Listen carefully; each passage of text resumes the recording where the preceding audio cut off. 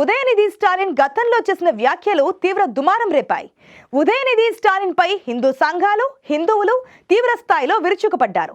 అంతేకాదు ఆయనపై క్రిమినల్ చర్యలు తీసుకోవాలంటూ రిట్ పిటిషన్లు దాఖలు చేశారు.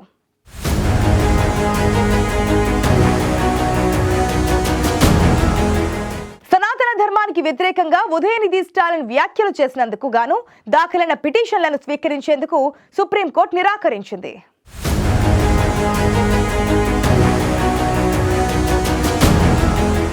తమిళనాడు డిప్యూటీ సీఎం ఉదయనిధి స్టాలిన్ సనాతన ధర్మంపై చేసిన వ్యాఖ్యలపై అప్పట్లో పెద్ద ఎత్తున చర్చ జరిగింది. ఉదయనిధి స్టాలిన్పై పలు హిందూ సంఘాలు, హిందువులు తీవ్ర స్థాయిలో విరుచుకుపడ్డారు. అదే సమయంలో ఆయనపై క్రిమినల్ చర్యలు తీసుకోవాలంటూ 3 రిట్ పిటిషన్స్ కోర్టులో దాఖలయ్యాయి. అయితే ఈ పిటిషన్లను విచారించేందుకు సుప్రీంకోర్టు నిరాకరించింది.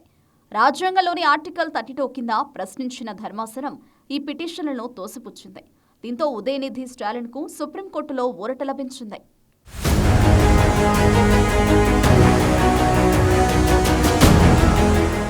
2023 సెప్టెంబర్లో చెన్నైలో జరిగిన ఒక కార్యక్రమంలో అప్పటి క్రీడలు, యువజన వ్యవహారాల మంత్రిగా ఉన్న ఉదయనిధి స్టాలిన్ సనాతన ధర్మం, సామాజిక న్యాయం, సమానత్వానికి విరుద్ధం, మలేరియా, డెంగ్యూ వంటి సనాతన ధర్మాన్ని నిర్మూలించాలని అన్నారు. సనాతన ధర్మానికి వ్యతిరేకంగా ఉదయనిధి స్టాలిన్ చేసిన వ్యాఖ్యలు దేశవ్యాప్తంగా తీవ్ర దుమారం రేపాయి. ఉదయనిధి స్టాలిన్పై, డీఎంకే పార్టీపై, బీజేపీ సహా చాలా రాజకీయ పార్టీల నేతలు, హిందూ సంఘాలు తీవ్ర విమర్శలు చేశాయి. సనాతన ధర్మాన్ని డెంగ్యూ, మలేరియాతో పోల్చడమే కాదు, దాన్ని నిర్మూలించాలని ఉదయనిధి స్టాలిన్ చేసిన వ్యాఖ్యలపై దేశవ్యాప్తంగా పలు పోలీస్ స్టేషన్లలో కేసులు నమోదయ్యాయి. 2023లోనే ఉదయనిధి స్టాలిన్కు సుప్రీంకోర్టు నోటీసులు జారీ చేసింది.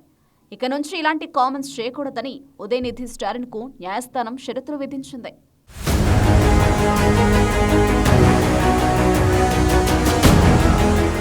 మరోవైపు సనాతన ధర్మంపై ఉదయనిధి స్టాలిన్ వివాదాస్పద వ్యాఖ్యలు చేశారని, కోట్లాది మంది హిందువుల మనోభావాలను దెబ్బతీసేలా ఆ వ్యాఖ్యలు ఉన్నాయని ఆరోపిస్తూ ఆయనపై క్రిమినల్ చర్యలు తీసుకోవాలని బి జగన్నాథ్, వినీత్ జిందాల్, సనాతన్ సురక్షా పరిషత్ వేరువేరుగా సుప్రీంకోర్టులో రిట్ పిటిషన్లు దాఖలు చేశారు. సనాతన ధర్మంపై ఉదయనిధి స్టాలిన్ చేసిన వ్యాఖ్యలు పూర్తిగా రాజ్యాంగ విరుద్ధమైనవని, ఇందుకు మద్దతు తెలిపిన డీఎంకే ఎంపీ ఏ రాజాపైనా తగిన చర్యలు తీసుకోవాలని పిటిషనర్లు కోరారు. అయితే ఈ పిటిషన్లను విచారించేందుకే సుప్రీంకోర్టు నిరాకరించింది. రాజ్యాంగంలోని ఆర్టికల్ 32 ప్రకారం ఈ రిట్ పిటిషన్లను విచారణకు స్వీకరించడానికి జస్టిస్ బేలా ఎం త్రివేది, జస్టిస్ ప్రసన్న బి వరాలేతో కూడిన ద్విసభ్య ధర్మాసనం నిరాకరించింది.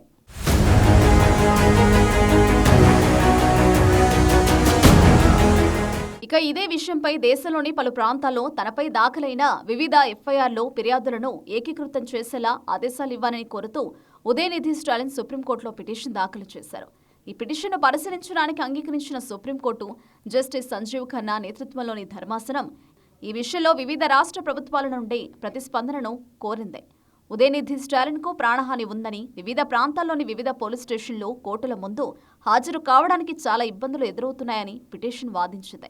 ఇక తాజాగా ఉదయనిధి స్టాలిన్ సనాతన ధర్మానికి వ్యతిరేకంగా చేసిన వ్యాఖ్యలపై దాఖలైన రిట్ పిటిషన్లను స్వీకరించేందుకు సుప్రీంకోర్టు నిరాకరించింది.